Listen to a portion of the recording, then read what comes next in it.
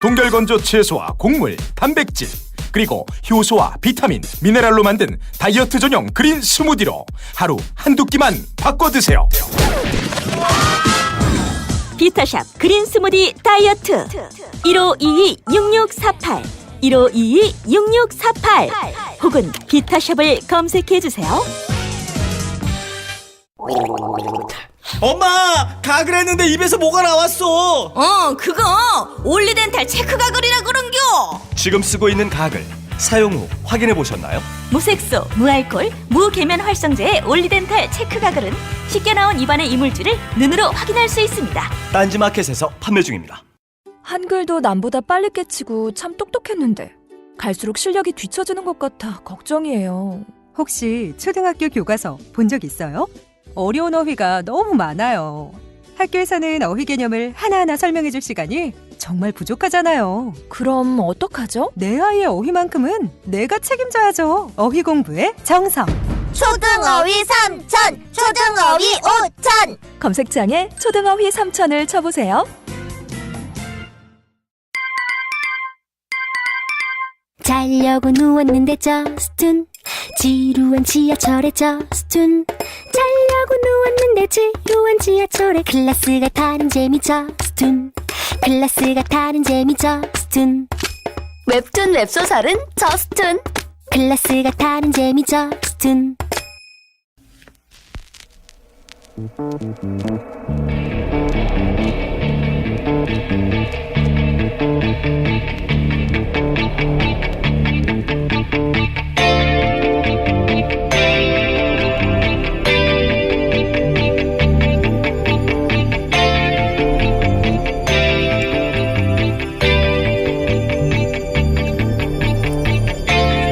안녕하세요, 김어준입니다.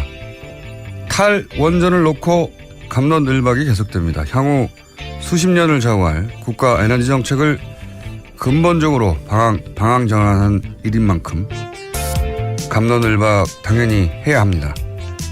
이 과정에서 각 진영은 자기 주장을 강화하기 위해 낙관적 예측을 내놓거나 또는 불리한 수치를 제시하거나 하는 일들이 벌어집니다. 어떤 분야에서든 미래를 놓고 논쟁할 때 그리고 그 일에 거대한 이권이 연결되어 있을 때 어차피 누구도 가보지 않은 길이라 이 정도의 과정은 의례 있죠. 그럼에도 그 정도가 어처구니 없는 경우도 분명히 있습니다. 며칠 전 한 언론은 이런 보도를 했습니다. 원전, 백지화, 후폭풍, 연 600만 명 일자리는 어쩌나. 원전 신규 건설을 백지화하면 원전 건설에 하루 3천여 명이 동원되고 주변 부지 공사까지 하면 연간 300만 명, 통상 한 번에 2기를 건설하니까 1년에 600만 명, 6년 3,600만 명의 일자리가 고스란히 사라진다는 겁니다. 이런 계산법은 처음 봅니다. 직원이 10명인 회사에서 30일 근무하면 일자리가 300개고 360일 근무하면 일자리가 3,600개가 됩니까? 이렇게 계산하면 문재인 정부 일자리 80만 개 공약은 공무원 2,000명 고용하면 달성이 되는 거고 이번에 10,000명 지원하기로 했으니까 공약은 5배 이미 초과 달성된 겁니다. 원전을 더 짓자 좋습니다. 그 주장도 꼼꼼하게 따져봐야죠. 그런데 사기는 치지 맙시다. 김어준 생각이었습니다.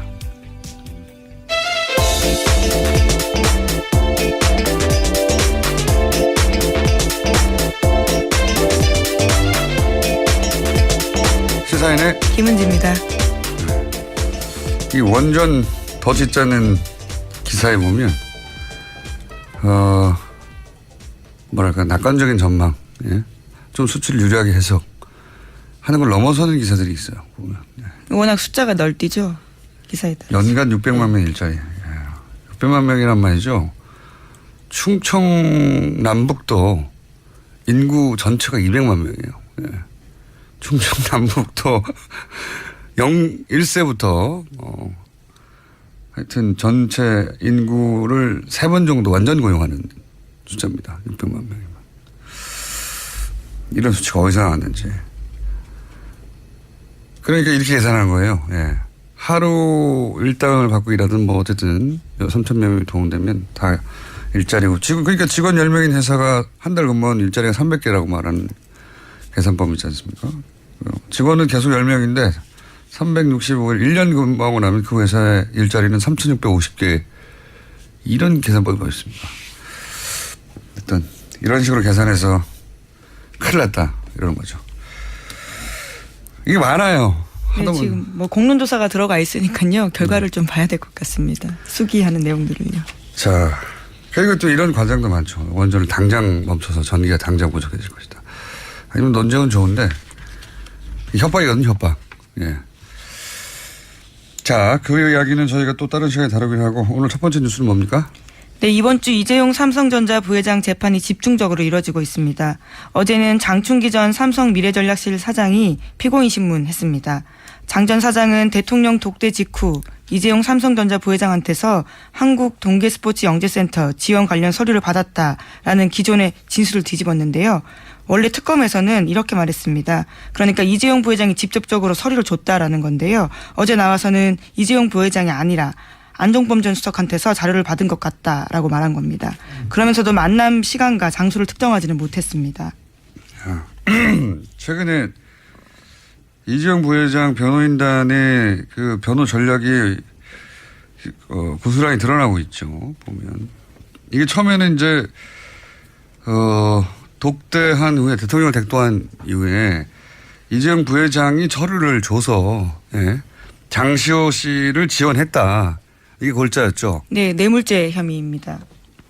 그 장시호 씨가 지원을 받게 된 그 과정에서 이제 굉장히 재밌었던 것은 장시호 씨가 최순실 씨가 갑자기 제안서 만들려고 해서 하루 만에 만들어서 뭐 마침법도 틀리고 비문도 있고 예, 비문도 많고 그 뭐 체력 훈련에 뭐였죠? 체력 훈련의 구분과 배율을 알차게 하여 이런 표현도 있고요. 예를 들면 말도 안 되는 문구들이 예, 선수 출신인데 선수 출진이라는 정말 대놓고 오타가 있습니다. 뭐 이런 식의 어설픈 제안서 만들었더니 삼성이 돈을 덕 준 거 아닙니까? 10억을 갑자기. 네, 16억 2,800억 예. 후원했습니다.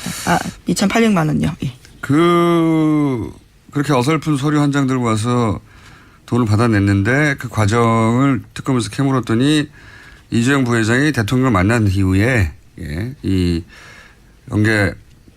동계 스포츠센터 하라고 했기 때문에 돈 준 거다. 이런 취지로 진술을 했다가 여기서 이재용 부회장이 줬다는 게 빠진 거죠. 네, 직접 개입 사실을 부인한 겁니다. 네.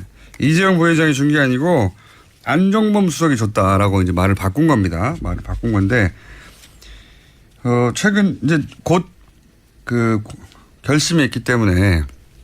다음 주입니다. 네. 곧 결심이 있기 때문에 집중적으로 이런 내용들이 좀 쏟아지고 있는데 며칠 전부터. 첫 번째 전략은 아마 이제 특검 때만 하더라도 재판 대응 전략, 그때는 변호사 있었을 테니 대응 전략이 있었는데 이랬던 것 같아요. 피해자 코스프레. 네, 강요당했다. 박근혜 전 대통령한테 강요당했다라는 거였죠. 근데 이제 그 강요의 주체가 박근혜 대통령이었다가 박근혜 대통령을 빼버리고 최순실 씨만 넘긴 거예요. 예. 최순실 씨에게 다 떠넘기는 것으로 이제 바꾼 것이고, 두 번째로는 이재용 부회장을 빼는. 아예 네. 빼버리는 거죠. 그 문서를 받았다거나 전달했다거나 하는 과정에서 이재용 부회장의 역할을 없는 것으로 안종범 수석이 등장한다든가 아예 그냥 최순실 씨가 등장한다든가. 그래서 박근혜, 이재용 두 사람이 그 삼성 변호인단의 변론에서는 빠지고 있습니다. 그게 기본 전략인 것 같아요. 그리고 관련 진술들이 다 그렇게 모이고 있어요. 네, 어제 박상진 전 삼성전자 사장도 진술했었는데 이렇게 이야기했습니다. 이재용 부회장이 정유라라는 이름을 말한 적이 없다라고 이야기했고요. 또 자신은 최순실 씨가 삼성에 해코지할 수도 있겠다고 여겨서 돈을 뜯긴다고 생각했지 범죄라고는 생각 안 했다라고 주장을 하고 있습니다. 돈을 뜯긴다고. 아니 뭐 중학생이 골목길에서 흔히 할 말로 삥을 뜯겼다 이런 식으로 표현하는 거 아닙니까? 대삼성이. 이렇게 표현해서라도 부회장을 구해야 되는 거죠. 예. 네, 박근혜 전 대통령과의 관계는 선 그으면서 최순실 씨한테 모든 걸 집중하고 있는 겁니다. 네. 저는 이런 진술을 볼 때마다 결국은 이제 거래를 주고받은 게 아니라 자기들은 스포츠 진행을 했는데 그 와중에 최순실이라는 악당이 나타나가지고 성장이 아주 고약하고 대통령에 가깝기 때문에 우리가 그 사람 보고 그 사람이 원하는 대로 안 해주면은 대통령한테 일러 바쳐서 이제 큰일 나니까 그래서 최순실한테 삥을 뜯겼어요. 이거 아니에요. 네, 그런 요약하자면 그런 주장이죠. 교장 선생님한테 끌려간 애들이 얘기하는 수준인데 그러니까 삼성이라고 하는 기업이 대단함이 있잖아요. 실제 세계적인 기업이기도 하고 그 대단한 기업이 자기 오너 일가를 보호하기 위해서 하는 노력하는 과정에서 드러나는 이 초라함. 아이 참네. 삥 뜯겼다는 거예요. 말이 이렇게 셉니까? 그렇죠. 네. 말 세탁도 모두 최순실 씨 주도로 했다라는 거고요. 네. 다 최순실 탓으로 돌리고 있습니다. 최순실 혼자서 삼성을 다 좌지우지했다는 돈을 뜯었다. 네. 우리는 그냥 당했을 뿐이고 대통령한테 직접 받거나 대통령이 직접 지시한 일은 없다. 이렇게 이제 변호 전략이 짜져서 그렇게 다들 얘기하고 있습니다. 예, 그런데 앞서서 김종 전 차관이나 정유라 씨 같은 경우에는 삼성의 개입에 대해서 증언한 바가 있거든요. 부딪히는 진술들입니다. 제가 오늘 늦게 일어나가지고 아직 혀가 안 갑자기 풀렸어요. 그런 고백을. 지각해서 아슬아슬하게 도착했거든요. 혀가 안 풀려가지고 지금 너무 초라해요. 예. 이 정도 기업이 오너 회장 한 명 살리겠다고 자기들이 바보가 되고 있는 중이잖아요. 기꺼이. 예. 그렇게 세계 최고의 기업이라고 광고해대면서 자 다음 뉴스는요. 네, 계속해서 이재용 삼성전자 부회장 재판 소식 전해드리면요. 오늘 박근혜 전 대통령이 다시 증인으로 채택됐습니다. 이번이 세 번째인데요. 하지만 박근혜 전 대통령은 재판부에 사유서를 제출하고 불출석하겠다라는 의사를 밝혔습니다. 이것으로 이재용 부회장의 재판 같은 경우에는요. 박근혜 전 대통령에 대한 증인 신문 없이 심리가 종료될 것으로 예상됩니다. 원래 이제 구치소에 수감된다는 자체가 강제 구인이 언제든 가능하도록 증거인멸이 되지 않도록 도주의 위험이 없도록. 그렇죠. 그게 구속의 이유입니다. 도주의 위험이 없다는 말이 이런 거거든요. 이렇게 뭐 증인이나 혹은 불러서 신문, 조사하고 싶을 때 항상 그 자리에 있어서 항상 조사할 수 있도록 그렇게 인신을 구속할 필요가 있다고 재판부가 인정해서 구치소에 수감시켜 놓는 건데 형이 확정되지 않았어도 지금은 거기 있는데도 안 와가지고 구치소에 있는데 구인장을 발부하는 일도 없는 일이지만 더 전무후무하는 것은 구치소에 있고 플러스 구인장까지 발부됐는데 안 온다는 겁니다. 안 온다는 거예요. 말이 안 되는 일인데, 네. 하지만 자신의 재판은 계속 나오고 있습니다. 자신의 재판은 나오고, 그리고. 증인으로 안 나오는 거죠. 그렇죠. 불리한 상황. 이재용 부회장 재판에 나와서 말 실수를 하거나, 왜냐면 말을 해야 되니까 여기서는. 증인이니까. 말 실수를 하거나 불리한 거 말을 하게 될까봐 안 나오는 거죠. 이게 이 자체로 사법부를 무시하는 거고 다 무시하는 거죠, 사실은. 무시하는 건데 전직 대통령이라는 이유로 그냥 넘어가는 겁니다. 어쩔 수가 없다고. 김원직 기자가 이렇게 하면 어떻게 될 것 같아요? 이런 생각 자체를 하지 못합니다. 안 나갈 수 있다라는 생각을 할 수 있을까요? 보통 사람들이요? 그건 당연히 없는데 예. 혹여라도 한다면 들고 끌려 나가겠죠. 그렇죠. 들려서 그리고 혼나겠죠. 그게 강제 구인의 의미니까요. 강제로 데리고 간다는 거니까요. 들고 와서 재판장에 앉아서 판사에게 혼나겠고 아주 불리한 형량을 받겠죠. 네, 설사 증언을 하지 않는다라는 말을 하더라도 재판정에 나와서 이야기해야 된다라는 거죠. 그러니까 이게 이제 결국은 더 이상 구인장을 발부하지 않을 것 같은데 재판부도 할 수 있는 게 없으니까 구인장 발부하고 끝내는 거예요. 또 안 왔나? 이러고. 자, 어쨌든 이번에도 세 번째 안 나왔습니다. 다음은요? 네, 어제 박근혜 전 대통령 재판도 진행됐습니다. 여기에는 최원영 전 청와대 고용복지수석이 증인으로 나왔는데요. 한 진술이 있습니다. 국민연금 의결권 문제와 관련해서 박근혜 전 대통령이 아주 간단한 이야기로 챙겨보라고 말은 하긴 했다. 하지만 그것은 통상적이고 일반적인 말이었다라고 주장했습니다. 그러면서요, 또 특검에서 조사받을 때 검사가 그것에 대해서 지시라고 말을 했는데 거부감이 들었다라고 말했습니다. 대통령이 수석한테 말하는 건 다 지시죠.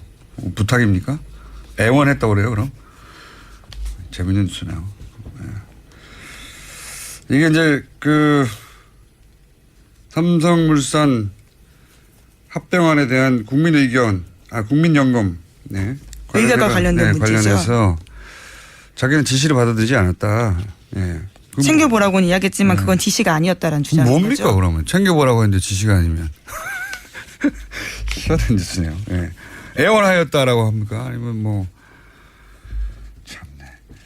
관련 뉴스가 또 있죠. 네. 네, 계속해서 청와대 삼성 합병 의결권 관련 문서 전해드린 바가 있는데요. 그것을 국무조정실 김아무개 과장이 썼다라는 소식 어제 전해드렸습니다. 관련해서 김 과장은 검찰 조사 받았다라고 하는데요. 또 문건 내용 좀 더 자세하게 나왔습니다. 잠깐만요. 그러니까 이 사람이 어제 다룬 국무조정실 공무원이었는데 삼성 합병 네, 문건 만들어 놓고 삼성에 가신 분이잖아요. 네, 그렇죠. 그리고 다시 또 국무조정실로 돌아왔습니다. 훌륭하신 분인데. 예. 굉장히 인상적인 커리어입니다. 삼성 문제를 해결해주고 삼성으로 간 공무원. 다시 그리고 또 공무원이 된 훌륭하신 분인데. 네, 그 관련된 문건에서요. 문건의 항목이 3가지가 있다고 합니다. 검토 배경, 관련 동향, 점검 포인트. 특히 점검 포인트가 눈길을 끄는데 국민연금 의결권 행사에 개입할 것인지 만약 정부가 개입한다면 의결권 방향을 어떻게 행사할 것인지 초점이 맞춰서 쓰여 있다라고 합니다. 그렇군요.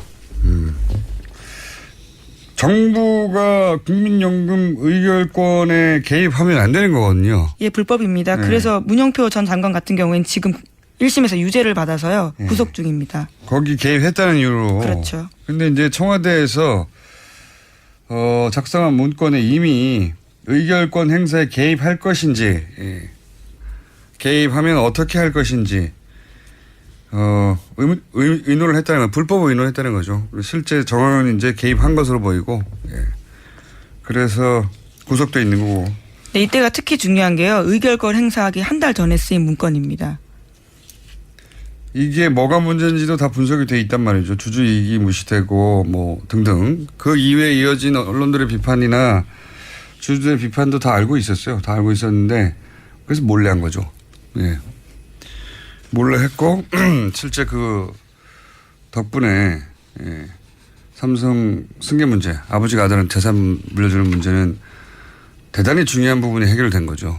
근데 삼성은 이건 자기들하고 상관없이 일어난 일이다. 정책이라고 주장하고 있는 정책이라고. 거죠. 청와대도 박근혜 대통령도 이재용 부회장 쪽도 다 이건 그냥 뭐 국가의 정책이었고 삼성에서 국가가 정책을 이렇게 했는데 뭐 우리가 뭐 이러고 있는 겁니다. 아무 상관이 없다 이거. 주고받은 게 아니다. 주고받은 게 아니다. 뇌물이 아니다라는 거죠. 주고받은 게 아니고 다 저절로 일어난 일이다. 그냥 상식적으로 얼핏 보기만 해도 이상하기 짝이 없는데 불안한 것은 법이라고 하는 것은 드러난 정황만 따지기도 하거든요. 소극적으로 드러난 뭐랄까요 물증이나 아주 소극적으로 해석하기도 하기 때문에 이게 아주 뇌물죄가 안 될 수도 있다면 어떨까요? 이게 기분이 우리가.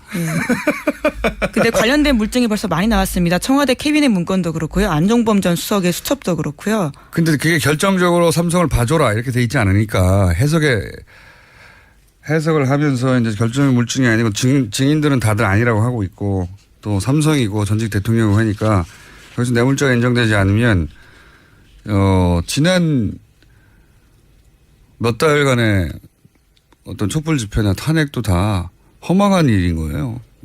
네, 관련해서 뇌물죄가 만약에 무죄가 나온다면 박근혜 전 대통령 재판에도 당장 영향을 미칩니다. 그렇죠. 뇌물죄 혐의가 가장 핵심이기 때문에요. 형량도 대단히 낮아질 테고. 뇌물이 아니었어? 야, 그럴 수 있는 힘이 있어서 걱정이 됩니다. 자, 다음 뉴스는요? 네, 어제 국민의당은 문재인 대통령 아들 준용 씨의 취업 특혜 의혹을 관련해서 다시 끌고 나왔습니다. 제보조작건으로 검찰 조사를 받았던 이용주 의원이 해당 의혹이 가시지 않았다라고 주장해서인데요. 이 의원은 또 대선 과정에서 문 씨 관련 의혹을 제기할 만한 충분한 사정이 있었던 걸로 보인다라고 주장하기도 했습니다. 이거 억울하다는 거죠.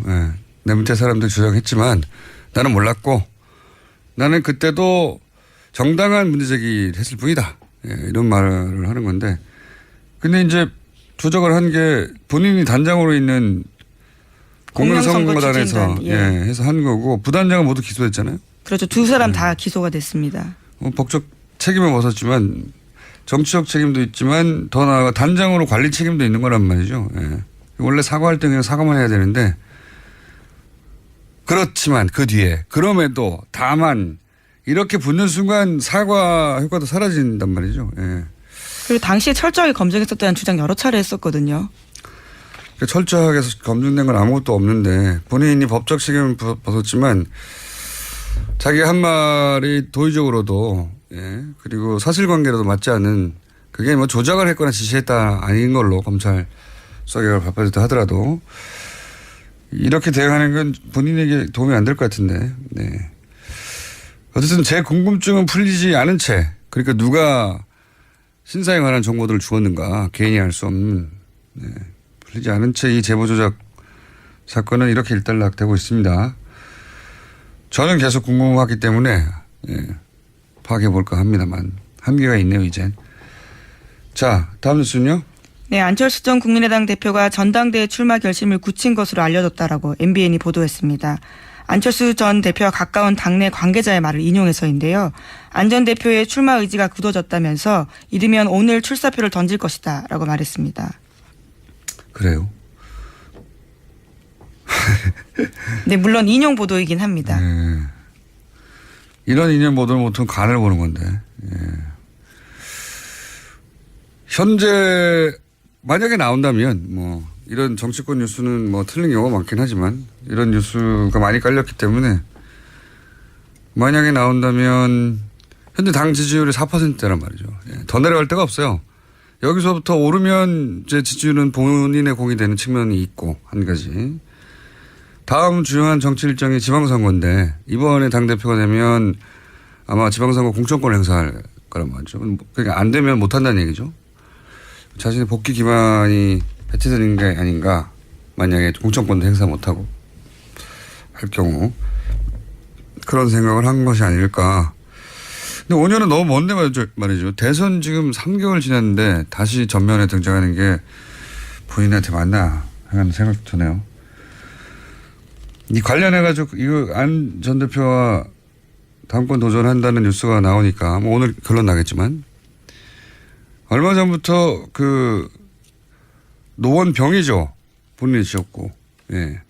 노원병 자리를 던졌었잖아요. 대선 출마하면서. 네, 지금 현재 공석입니다. 네. 재보궐선거 지역이기도 하고. 내년에 재보궐 하는데 그 아무 실익도 없이 던졌단 말이죠. 사실은 대선 출마의 어떤 뭐랄까요 결의 같은 걸 보여주기 위해서 던졌는데 그게 아무런 효과가 없고 실익도 없다고 그때 말들이 많았었는데 지금 사실상 실익이 없는 게 확실하죠. 근데 이제 그 자리는 국민의당이 자신들의 지역구였다. 수도권에 없는 지역구죠. 사실은 몇 개.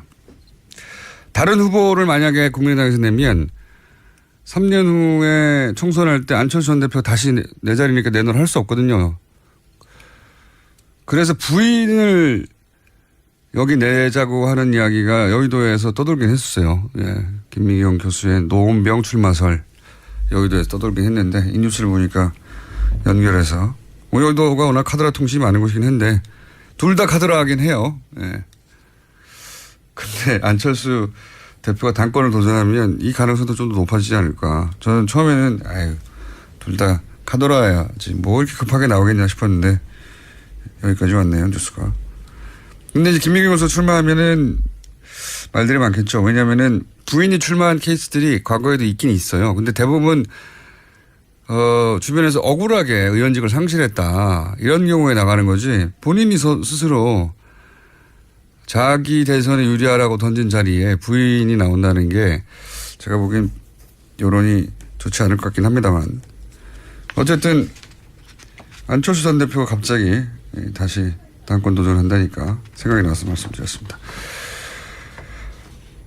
시간이 다 됐네요. 네. 네. 그리고 제가 충청 남북도가 200만이라고 했는데 충청 남도가 200만이네요. 네. 죄송합니다. 충청도 여러분. 인구를 제가 줄였어요. 심각하게 줄이셨습니다. 북도가 따로 한 160만 정도 된답니다. 네. 그래도 합치면 350만이니까 600만 일자리는 들어갑니다. 네. 말도 안 되는 기사였죠. 여기까지 하겠습니다. 시사인의 김은지였습니다. 감사합니다. 골반 잡자 바로 잡자 바디로직 허리 통증 바로 잡자 바디로직. 2017년 쿨 썸머 바디로직 라이트 출시. 통기성이 좋아 땀 걱정 없이 한여름에도 쾌적하게. 입은 듯 안 입은 듯 가벼움의 신축성은 그대로. 자세가 좋아지는 골반 교정 타이즈 바디로직. 검색창에 골반 교정 바디로직. 라이트. 아무도 묻지도 따지지도 않고 가입하셨다고요? 보험은 너무 어려워요. 걱정 마십시오. 마이보험 체크가 도와드립니다. 1800-7917 마이보험 체크로 지금 전화주세요. 1800-7917. 이미 가입한 보험이나 신규 보험도 가장 좋은 조건을 체크해서 찾아드립니다. 인터넷 한글 주소 마이보험.com 또는 카카오톡에서 아이디 검색 마이보험을 친구 추가하여 상담하실 수 있습니다. 모닝똥? 제겐 사치였죠.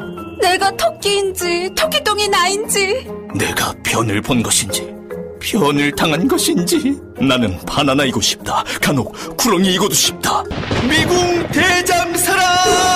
빅똥의 추억 미궁 대장사랑이 찾아드립니다. 혈중 콜레스테롤 개선과 배변 활동에 도움을 주는 건강기능식품입니다. 검색창에 미궁 대장사랑. 미궁 장사랑 이름 바꿨어요. 프로바이오틱스 12종 추가. 미궁 대장사랑.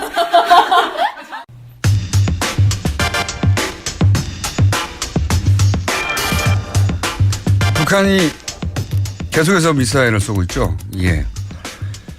한편에선 문재인 정부 베를린 구상 이게 이제 말이 안 되는 것이다라는 게 드러났다 이런 비판도 있고 사드 또 다른 한편에서는 사드 배치에 대해서 공약을 어겼다는 또 비판도 있습니다.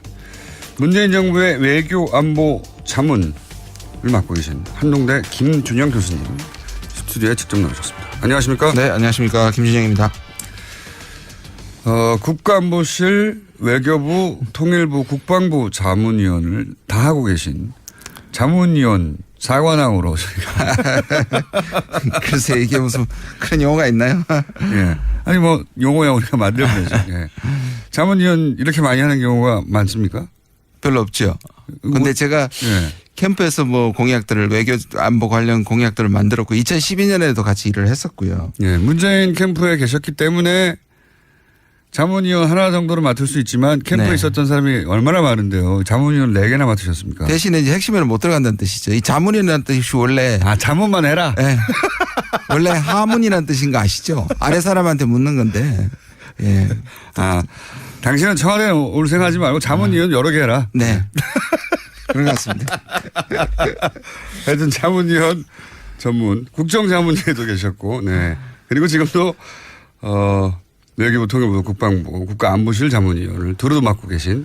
그래서 얘기는 현 정부의 국가안보정책, 통일정책에 대해서 사실은 조예가 깊다. 혹은 문재인 대통령과 주파수가 잘 맞다. 이런 뜻이겠죠? 그랬었습니다. 네, 그랬었습니다. 지금은 이제 청와대 들어가 버렸기 때문에 어떻게 변했는지. 자, 소외되신 분입니다. 그래서 저희가 청와대에 계신 분들은 직접 스튜디오에 나오질 않으니까요. 네. 연결도 안 되고. 그러면 뭐 대안으로 저를. 예, 대안으로. 괜찮습니다. 그나마 이분이 제일 가깝지 않는가. 자문위원도 많이 하시고 해서 모셨습니다. 자, 그런 분이고요. 우선 ICBM급이라고 이제. 네.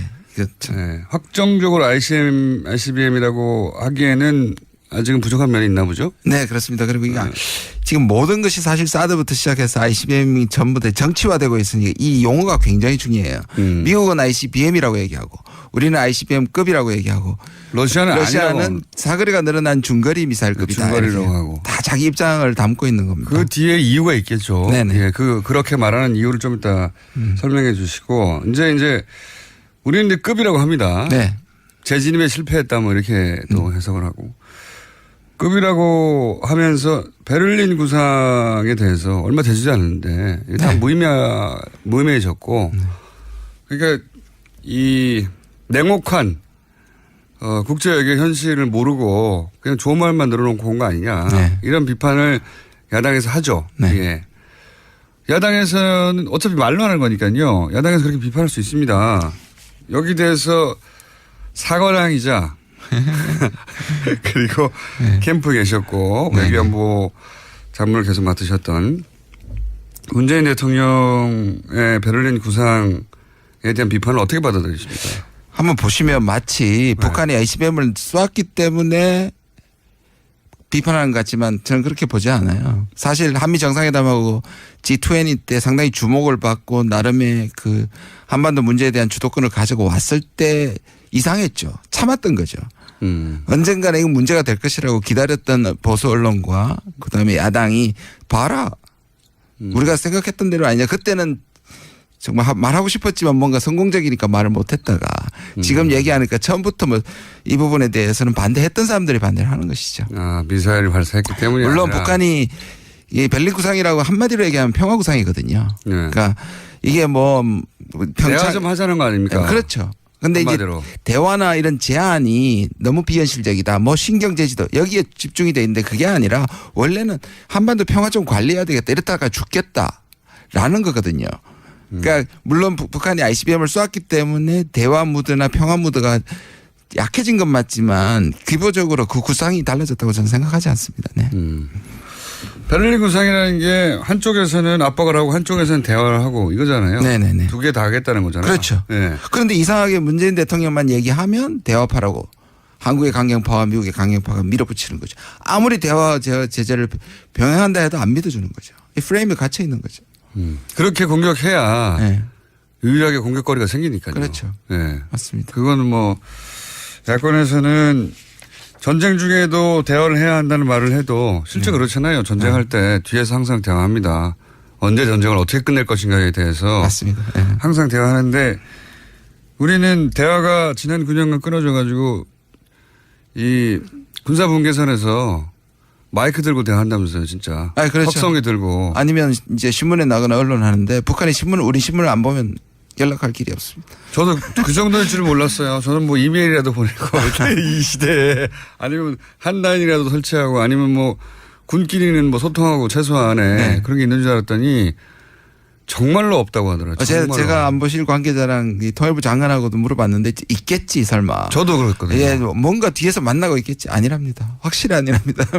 아니 그래가지고 저기 뭡니까 북에서 뭐 어선이 자꾸 뭐 표류해가지고 남으로 넘어왔다. 그럼 돌려 보내야 되지 않습니까?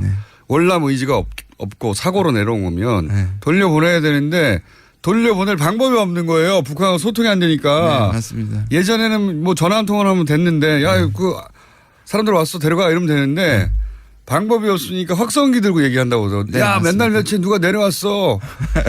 그러니까 어디로 나와. 그래놓고 가 있는데요. 배 타고. 맞습니다. 네. 그러면 거기서 북한이 그 확성기 소리 듣고 와가지고 데려가고. 참 이게 21세기에 지금 원시적 너무나 원시적인 거죠. 이거는 조선시대에 반도 못하는 거예요. 네네. 봉화라도 했죠 그때는. 타발마라도 있었고 실제 그 정도까지 대화를 단절해서 얻은 건 있느냐라고 되물어야 될 일인 것 같습니다. 그렇죠. 거꾸로 지금까지 생각하면 제재하라 그랬는데 제재 9년 동안 했잖아요. 제재의 결과가 이건데 다시 제재가 또 금방 나오고 있는 겁니다. 더 이상의 제재도 뭐 있나 싶은데. 자, 그러면은 이 ICBM, 우리는 ICBM급이라고 하고 미국은 ICBM이라고 하고 러시아는 중거리라고 하고 그런 이유들이 있을 거 아닙니까? 네네. 왜 그런지 좀 설명해 주시죠. 미국부터.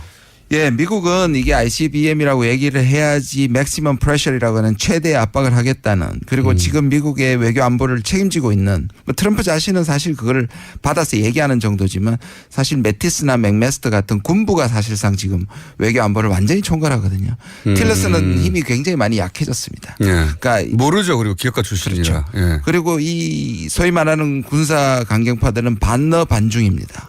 반너 반중. 예. 그다음에 물론 반북이죠. 근데 반북만 있는 게 아니라 이 국면을 반중 반너로 몰고 가는 일종의 아시아에서 영향력을 계속 유지하겠다는 것이 강하기 때문에 이게 요즘은 이제 레드 라인이란 말 잘 안 쓰고 레드 존이라고 얘기해요. 이미 레드 존에 들어와 있다. 그러니까 ICBM이 돼야지 그만큼 중국을 더 압박할 수 있는 것이고 러시아를 더 압박할 수 있기 때문에 있는 사실보다 가장 나쁜 경우를 얘기를 하는 거고요. ICBM. 이게 이제 뭐 재진입의 실패 원래 ICBM이 대기권 바깥으로 나갔다가 네네. 다시 들어오는데 대기권 안으로. 네네. 그래야 땅에 떨어지니까요. 근데 대기권 들어오는 게 어려운 거라면서요. 그렇죠. 이번에는 사실상 실패라기보다는 그걸 확인할 수가 없습니다. 왜냐하면 45도쯤을 쏴야지 대기권 나갔다가 들어올 때 그 열과 그다음 압력 같은 것들이 테스트가 되는데 이걸 고각 발사를 했지 않습니까? 거의 수직으로. 네. 고각 발사를 하면 올리는 데 힘이 굉장히 드는데 내려올 때는 천천히 내려옵니다.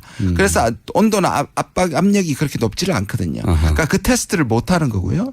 두 번째 중요한 거는 뭐냐면 우리가 다른 폭탄처럼 땅에 떨어져야지 된다고 땅에 떨어져서 폭발한다고 생각하는데 핵무기는 아닙니다. 바로 상공. 바로 밑에서 터져야지 그것이 가장 큰 피해를 입거든요. 그렇겠죠. 그러니까 그 시점에서 땅이 닿기 전에 폭발해야 된다는 부분 두 가지 테스트가 북한이 남은 마지막 과제입니다. 그걸 하게 되면 그야말로 이제 ICBM이 완전히 완성된 핵탄두를 실을 수 있는 거죠. 그러니까 마지막 관문은 남아 있는데 그런 면에서 러시아는 ICBM이 아니라고 얘기하는 거고요. 그게 확인이 안 됐으면 ICBM 아니라라고 하는 거. 지금 한국은 급이라는 말씀입니다. 그래서 미국이 싫어합니다. 니들 러시아하고 똑같은 게 아니냐. 러시아보다는 우리가 한 발 더 나간 거 아닙니까? 그렇죠. 한 발 더 나갔는데 미국이 보기에는 ICBM이라고 왜 얘기하지 않느냐는 압박이 있다고 들었습니다. 그러면 러시아는 왜 이렇게 쭉 발을 빼고 있습니까? 지금 말씀드린 것처럼 미국의 압박의 수단이라는 걸 아는 거고 그다음에 그 두 가지가 되기 전에는 이것을 ICBM을 볼 수가 없다는 거고. 그러나 이제 미국적 입장에서 보면 이게 언론에 나서 사거리가 시카고까지 가지 않습니까? 그러니까 기술적으로나 과학적으로나 군사적으로는 ICBM이 아닐 수 있지만 그러나 미국 사람들이 느낌이긴 이게 ICBM이라고 보는 게 또 러시아는 또 이런 것도 있겠군요. 러시아는 이미 국제 제재를 받고 있잖아요. 그렇죠. 네. 동병상련입니다 사실. 북한하고. 우크라이나 사태 때문에 경제 제재를 받고 있으니 북한하고 입장도 비슷하고. 맞습니다. 그리고 북한이 만약에 그게 ICBM이라고 이제 러시아도 인정을 해버리면 러시아도 압박에 동참하라고 또 다른 제재가 있을 수도 있으니까 아니라고 하는 게 좋겠군요. 그렇죠. 그리고 지금 러시아 같은 경우에는 중국하고 상당히 공조를 합니다. 왜냐하면 이 미국이 계속 밀어붙이니까요. 그다음에 또 한국의 한반도에 대해서 러시아는 잊혀진 존재가 됐거든요. 과거에. 그렇습니다. 그래서 러시아는 이 푸틴이 영향력을 회복하기 신동방 정책이라고 얘기하지 않습니까? 그러니까 러시아는 한반도로 돌아와서 목소리가 커지고 싶은데 지금은 미국 편을 들었다가는 자기 목소리가 커지지 않죠. 중국 편을 들고 북한 편을 드는 것이 자기들한테는 유리한 거죠. 대충 그 주변국들이 왜 서로 다 입장이 다른지 대략은 이해가 갔습니다. 그런데 이제 이 사안을 두고 굉장히 많은 견해들이 갈리는 것 같아요. 이제 문재인 대통령이 사드 잔여 4기 발사대를 추가 배치를 지시를 했지 않습니까? 여기에 대해서 보수 진영은 뭐 이 자체에 대해서는 토를 달 수가 없죠. 근데 보수 진영은 여기서 한 발 더 나가서 환경 영향 평가조차 하지 마라. 아예. 왜냐하면 임시 배치지 이것은 확정적인 배치가 아니다. 환경 영향 평가하고 나서 배치할지 말지를 최종 결정짓겠다라고 여지를 남겨뒀어요. 당연히 애초에 그 공약대로 사드 환경 평가하고 난 다음에 결정한다는. 또 한편에서는 이렇게 공식적인 절차, 그러니까 환경 영향 평가를 다 거쳐야지 배치한다고 해놓고 임시 배치지만 배치해버렸으니까 저는 양쪽으로부터 비판받을 수 있는. 네, 맞습니다. 굉장히 뭐랄까 저 개인적으로 잘 이해가 안 가는 수였거든요. 만약 실제 물론 이런 건 있습니다. 이것부터 좀 설명해 주셔야 될 것 같은데 이 발사대를 추가 배치한다는 것의 의미 그러니까 군사적 의미 실제로는 정치적 의미 말고요. 사드 발사대는 지금 현재 깡통이잖아요. 깡통이라고 저는 표현하는데 깡통이라는 말은 지금 사드 발사대를 배치하면 거기 이미 다 미사일이 꽂혀 있고 레이더가 작동하고 누르기만 하면 발사되고 그런 상황으로 이해하는 분도 굉장히 많거든요. 근데 실제로는 아무것도 없잖아요. 뭐 그거는 군사적으로 확인은 안 됐는데요. 그렇게 얘기를 하고 있죠. 거기에 미사일이 없어요. 그래서 빈 깡통인 겁니다. 발사대 자체는. 그렇지만 이것을 배치한다는 자체가 가지는 이제 정치적 효과 때문에 중국에서도 뭐라고 하고 미국은 뭐 설치하라고 하고 이러는 거 아니겠습니까? 그러니까 이 무기를 쓸 수는 없어요 현재. 쓸 수는 없는데 배치를 하긴 했단 말이죠. 네네. 쓸 수 있는 조건을 만든 거죠. 네. 왜 이렇게 한 겁니까? 그게 지금 보시면 네. 이게 사드는 사실 북한이 무서워하지도 않고 남북과의 문제가 아니죠. ICBM도 그러니까요. 남북의 문제가 아닙니다. 이런 거예요. 왜 무서워하지 않는지 말씀해 주세요. 잠깐. 왜냐하면 사드는 지금 북한은 한국을 ICBM은 미국을 쏘는 거니까. 미국으로 쏘는 거고 네. ICBM 정도의 높이나 발사 거리거나 속도면 사드는 따라가지를 못하는 거죠. 종말 단계에서의 성능도 의심스러운데 네. 그것이 미국으로 날아가는 ICBM을 한국이 막을 수 있는 건 전혀 없는 거죠. 말도 안 되는 거고. 말도 안 되는 거고. 사드에 대한 북한은 관심이 없어요. 그렇죠. 예, 전혀 실제로. 관심이 없습니다. 예. 그러면 왜 그러냐? 사드는 중국이 관심이 있는 거잖아요. 그러니까 예. 지금 한번 보시면 중국은 왜 관심인지 또 설명해 주세요. 돌을 던진 거 한번 보시면 한국이 베를린 구상에서 북한한테 공을 던졌죠. 돌이 아니고 공을 던지면 북한은 한국한테 공을 다시 던지지 않고 미국으로. ICBM으로 미국을 던졌습니다. 네. 그러면 미국은 사드를 가지고 중국을 던진 거예요. 그렇죠. 그렇죠. 네. 왜냐? 사드는 중국에 대한 그러니까 사드 자체가 중국도 과장을 하죠. 사드를 하면 전략적 균형이 깨진다. 그러나 사드 한 대로 전략적 균형이 깨질 정도는 아닙니다. 중국도 과장을 하는데 아까 뭐 군사적 의미도 중요하지만 정치적 의미 말씀하지 말라 그랬는데 정치적 의미가 굉장히 중요한 게 뭐냐면 여기서 말씀하지 말라는 게 아니라 군사적 의미 설명하고 나서 설명해 달라는 거 네. 말씀해 주십시오. 오해였습니다. 네. 근데 이거 이제 미중 간의 이 한반도를 놓고 주도권 경쟁인 거죠. 그러니까 이것은 웃기지 마. 미국이 중국한테 우리 사드 배치할 거야. 그러니까 각오해. 이렇게 얘기하는 겁니다. 그럼 이렇게 된 겁니까? 네. 베를린 구상이라는 것으로 일단 대화정하자고 북한에 공을 던졌더니 북한은 야 우리는 지금 미국하고 문제를 풀어야 돼. 그렇죠. 그래서 미국에다 ICBM으로 공을 던지니까 미국은 북한을 직접 폭격하거나 할 수는 없고 네네. 그 얘기 계속 나와요. 북한을 직접 타격하면 한반도가 괴멸되고 그럴 경우 뭐 몇십 년이 걸려서 되는데 뭐 감당할 수 없는 피해다. 그래서 그 직접 폭격론은 사라진 거 아닙니까? 네네. 오래전에. 근데 그러니까 중국한테 중국만이 북한을 압박할 수 있다고 중국에 공을 던졌어요. 네. 그랬더니 중국은 공을 안 받고 무슨 소리냐. 우리 제재로 북한 문제 해결될 수 없다라고 했더니 그러면 한국에서 다시 사드로 중국한테 압박을 던진 겁니까? 네네. 예, 보기 많이 왔다 갔다 하네요. 지금 보시면 예. 이 사드 문제는 이번에 배치하는 건 저도 개인적으로 상당히 좀 너무 앞서갔다고 생각을 하고. 그러니까 이 중요한 카드 중에 하나인 것 같은데. 네, 중요한 카드고요. 근데 이게 대통령이 좀 일단 분노를 하신 것 같아요. 나름의 선의를 가지고 북한을 얘기하는데 북한한테 배신당했다고 생각을 하고 또 하나는 뭐냐면 7월 4일 날 발사했을 때 임계치에 들었다고 얘기를 했거든요. 그리고 24일 만에 또 때리니까 임계치 다음에 뭐가 있습니까? 그 나름의 이제 분노를 좀 한 것 같고 제일 중요한 건 미국의 압박입니다. 그분이 분노는 잘 안 하는 분인데. 그러니까요. 분노라기보다는 굉장히 냉정하게 계산한 것 같기도 하고요. 네, 네, 근데 이 정도는 해야 되지 않나. 실제로는 미국의 압박이 굉장히 셌던 거예요. 그러니까 노무현의 재탄생이냐 하는 의심을 계속했고요. 저는 실제로 의심하는 사람도 있었겠지만 그 의심거리를 두고 더 압박한 거죠. 아닌 걸 보여줘라. 의심을 핑계 삼은 거죠. 핑계 삼은 거죠. 네. 그래서 계속해서 사드를 뭔가 이 정체성의 문제에 아주 중요한 관문처럼 생각을 하는 거죠. 한미 정상회담 때 사상 검증하는 거 아닙니까? 맞습니다. 예. 그러니까 옛날에 그 우리 광주 의거 같은 혁명 같은 것들을 사상 검증했듯이 지금 하는 거 하고 있는 김대중 거. 전 대통령 사상 검증했듯이 네, 맞습니다. 미국이 문재인 정부한테 사상 검증이라고 하는 카드를 들고 나와서 네, 너 노무현 투 아니냐. 네, 노무현 때 독자 노선 걸었는데 독자 노선 가려고 속으로 그러지 하고 계속 이렇게 던지는 거잖아요. 그죠? 그러니까 우리가 일단은 대통령께서 시간을 1년 반을 벌었지 않습니까? 환경평가를. 그 벌었는데도 그리고 한미 정상회담 할 때 약간의 오해를 불식시켰음에도 불구하고 아니 그렇게 할 거면 왜 안 하냐고 끊임없이 압박을 한 거죠. 그러니까 이런 의미입니까? 그러니까 어차피 발사대라는 게 실제 무기는 배치되지 않고 깡통이니까 사실은 이걸 배치해도 아무도 압력을 안 받아요. 중국도 북한도. 그렇지만 정치적 의미는 크고 미국의 불만을 풀어줄 수 있으니 일단 그러면 임시라고 달아서 배치해 놓고 나중에 환경영향평가 끝나고 난 다음에 우리가 그걸 가지고 딜을 할 수도 있다. 근데 지금 당장은 미국에서 하도 난리가 났으니까 일단 그런 배치를 해두자. 임시라도. 이 정도라고 해석하면 되는 겁니다. 뭐 그렇게 보고 원래 시간을 벌은 다음에 남북 관계가 좋아지고 또 우리가 이제 이 삼축책이라고 얘기를 하는데 우리 나름의 한국형 방어망을 조기에 한 다음에 사드 배치의 이유가 되는 원인을 무효시키고 또는 감소시키겠다는 게 구상이죠. 그런데 이걸 앞을 당기면서 상당히 그런 기조가 약해진 건 사실입니다.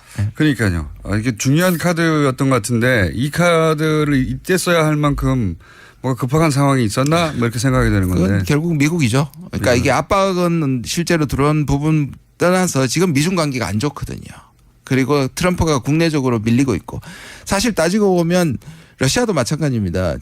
대통령이 되기 전에는 친러였고 반중은 일부 인사가 반중이었지만 아들과 딸 아니죠. 사위와 딸은 사실 친중이거든요. 트럼프요. 예. 그렇죠. 그래서 사실 친중과 친러의 분위기가 좀 있었는데 아까 말씀드린 것처럼 지금 군사 안보를 맡고 있는 이 군부들은 반중 반러입니다.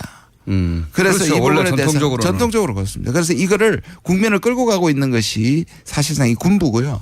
이 군부의 압력 때문에 사실 지금 한반도가 굉장히 힘들어지고 그것은 결국 미중 갈등 때문이라고 볼 수 있습니다. 이런 것도 있을 것 같습니다. 그런 말씀, 그런 정도의 전략이라면 예전에 이라크 파병 때에도 그 뒷이야기 중에 하나가 미국의 압박이 그렇게 심했다. 그렇습니다. 물론 국내에서 반대가 심했죠. 굉장히 이라크 파병에 대해서 심했지만 미국의 압박이 그만큼 심했다고 하는데 이것도 미국에서는 북한이라고 하는 자기들이 거의 통제되지 않는 거의 유일한 국가에 가까운 북한이 미국을 직접 타격할 핵무기를 거의 가졌다. 여기서 느끼는 공포감이 있는 것 같아요, 실제. 실제로 있습니다. 네. 미국의 언론들은 난리가 났더라고요. 말도 안 되는 기사도 많아요, 사실 보면. 특수부대를 넣어서 김정을 제거하자. 할 수 있으면 진작 했죠. 자기들이 했겠죠. 못하니까 지금 못하고 있었던 거 아닙니까? 네, 맞습니다. 뭐 그런 것부터 시작해서 여러 가지 시나리오가 나오는데 그렇게 미국의 압박이 있고 있을 게 뻔하니 선수를 친 것도 있는가요? 예를 들어서 압박 막 하는, 우리가 미리 할게. 사기. 저는 있다고 봅니다. 실제로 그 의견이 있는데요. 그러니까 미국이 지금 한국을 압박하는 게 뭐냐면 결국 이거죠. 나라면 선제 공격한다. 사실 선제 공격할 수 없거든요. 지금 94년에도 그런 일이 있었지만 지금 미국 사람들이 들어와 있는 게 수십만 명입니다. 그 사람들을 피하지 않고 그럼 100% 군사적 공격이 성공할 수가 없죠. 시리아를 얘기하고 이라크를 얘기하고 아프간을 얘기하는데 거긴 주의에 없었습니다. 그런데 우리는 바로 우리가 인질로 잡혀 있기 때문에 우리만 인질로 잡혀 있습니까? 미군도 인질로 잡혀 있고 미국 사람들도 인질로 잡혀 있기 때문에 준비가 필요한데. 여기서 전쟁 나면 다 끝장나는 거죠. 한반도는 그렇죠. 핵전쟁 나는 거고 그러면 남북한이 문제입니까? 다 끝장나는 거지 뭐. 그렇죠. 조그만 땅덩어리에서. 그리고 그거는 미국 기사들 계속 나와요. 미국 기사에서도 보면 전쟁을 할 수는 없지 않느냐라고 전제하고 나서 그다음 남은 해법이 뭐냐 막 얘기하는 과정으로. 그런데 미국이 전략적으로 계속 선제 공격은 계속 흘리고 있죠. 그건 뭐 또 다른 그렇죠. 또 블러핑이기도 하겠죠. 그다음에 이제 또 미군 철수 얘기하고 있고 트럼프는 미군 철수를 할 수 있다. 뭐 이 부분에 대해서 이제 계속 이야기를 하는데. 북한이 워싱턴 뉴욕 때릴 수 있다는 말하고 똑같은 거 아닙니까? 그렇죠. 북한이 그렇다고 뉴욕을 때리면 나라가 사라질 거 아닙니까? 그렇죠. 맞습니다. 미국이 가만히 있지 않으니까 우리는 사라져도 좋아. 뉴욕만 때리면 이건 아니잖아요. 그렇죠. 뭐 그런 정도의 블러핑인 것 같은데 오늘 여기까지 해야 될 것 같고요. 저희가 보니까 한 번 더 모셔야 될 것, 한 번이 아니라 자주 모셔야 될 것 같습니다. 시간도 많으신 것 같고. 참 아프게 찌르시네요. 김준영 교수님이었습니다. 감사합니다. 네, 감사합니다. 3부에서 뵙겠습니다.